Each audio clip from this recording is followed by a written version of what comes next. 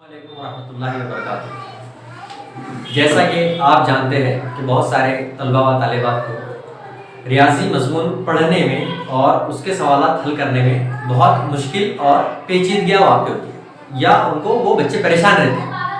وہ اس لیے پریشان رہتے ہیں کہ انہیں ریاضی کی بنیادی معلومات نہیں ہے، یا وہ اس کو نہیں سمجھ پاتے، جس کی وجہ سے ان کو آنے والی کلاسز کے اندر جب وہ ریاضی پڑھتے ہیں تو انہیں مشکل درپیش ہوتی ہے۔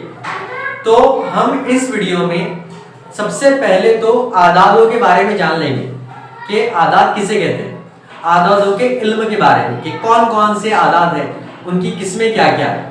تو آج کی اس ویڈیو میں ہم ان اعداد کے بارے میں معلومات یا ان اعداد کے بارے میں جاننے کی کوشش کریں گے۔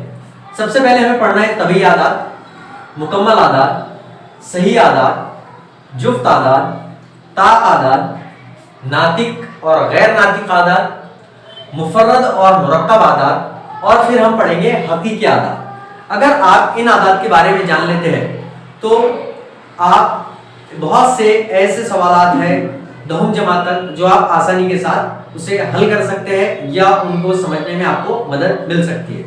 آئیے ایک کے بعد ایک ہم اعدادوں کے بارے میں پڑھتے ہیں۔ طبعی اعداد، طبعی اعداد یعنی کہ گنتی کے اعداد،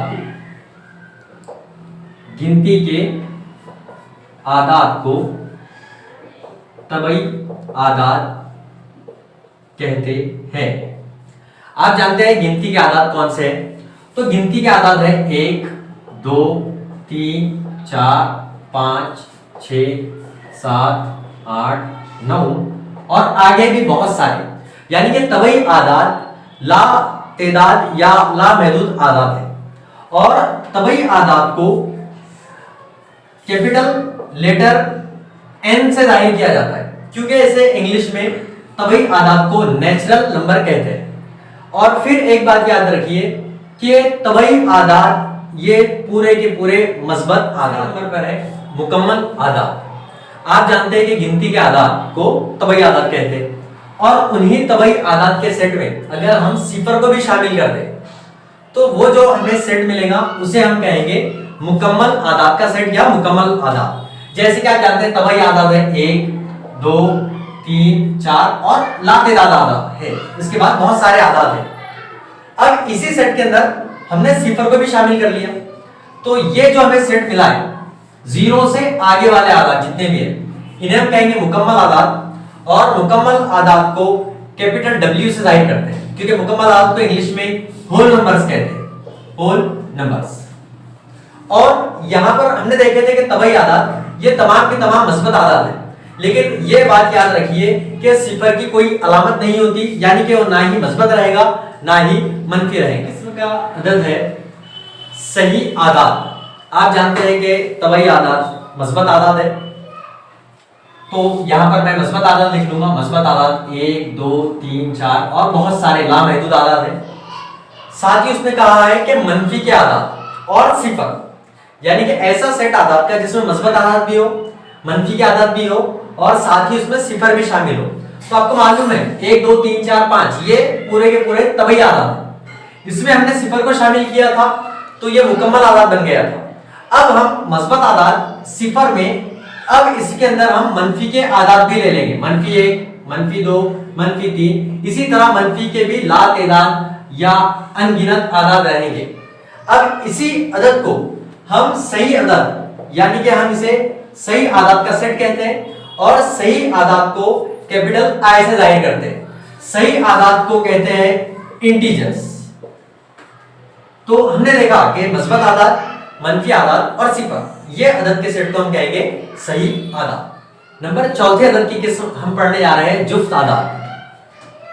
اب جفت اعداد کسے کہتے ہیں دیکھیے ادھر، ایسے اعداد جو 2 سے پوری طرح تقسیم ہو جاتے ہیں اور باقی صفر بچتا ہے، تو ایسے اعداد کو ہم جفت اعداد کہتے ہیں۔ یعنی کہ ایسا عدد جب اسے کسی میں تقسیم کیا جائے گا تو وہ برابر تقسیم ہو جائے گا لیکن باقی کچھ نہیں بچے گا، یعنی کہ صفر باقی بچے گا۔ اب ہم دیکھیں گے کہ کون سے عدد ایسے ہیں جو 2 سے تقسیم ہوتے ہیں۔ تو آپ یہ چیز یاد رکھیے، یہ جب ہم کسوٹیوں کے بارے میں پڑھیں گے، اعداد کی کسوٹیاں، उस वक्त हम वहां पर भी ये डिस्कस करेंगे। लेकिन अभी आप याद रखिए कि ऐसे कौन से आदाद है जो 2 से पूरी तरह तकसीम होते हैं। तो ऐसे आदाद जिनके इकाई के मुकाम पर 2, 4, 6, 8 या 0, 2, 4, 6 और 8 अगर किसी अदद के इकाई के मुकाम पर इन पांचों में से आपको कोई नजर आए तो आप ये समझ जाइए कि वो अदद 2 से पूरी तरह तकसीम होने वाला है और बाकी कोई बचने वाला नहीं है। मिसाल के तौर पर आप कोई मिसाल ले लीजिए, जैसे कि मैं यहां पर ले लेता हूं 20। तो 20 2 से पूरी तरह तकसीम हो जाएगा। 2 एका 2, 2 दाए 20, क्योंकि यहां पर इकाई के मुकाम पर क्या है, 0 है। आप कितना भी बड़ा अदद रहने दो, आप देखकर पहचान लेंगे कि इकाई के मुकाम पर। अब जैसे मैं यहां पर कोई और एक अदद ले लेता हूं, 144 मैंने ले लिया। अब मुझे चेक करना ये अदद 2 से तकसीम होगा या नहीं। तो ये अदद 2 से तकसीम होगा क्योंकि इसके इकाई के मुकाम पर 4 है। देख लेते हैं हम यहां पर 144/2, यानी कि 144 को 2 से तकसीम करना है। 2 एका 2, 2 सत्ते 14 और 2 दूनी 4।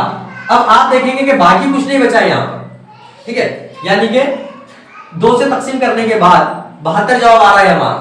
तो यहां पर यह अदद 2 से पूरी तरह तकसीम। पांचवी किस्म का अदद है ताक आदाद। देखिए ताक आदाद किसे कहेंगे, ऐसे आदाद जो 2 से पूरी तरह तकसीम नहीं होते।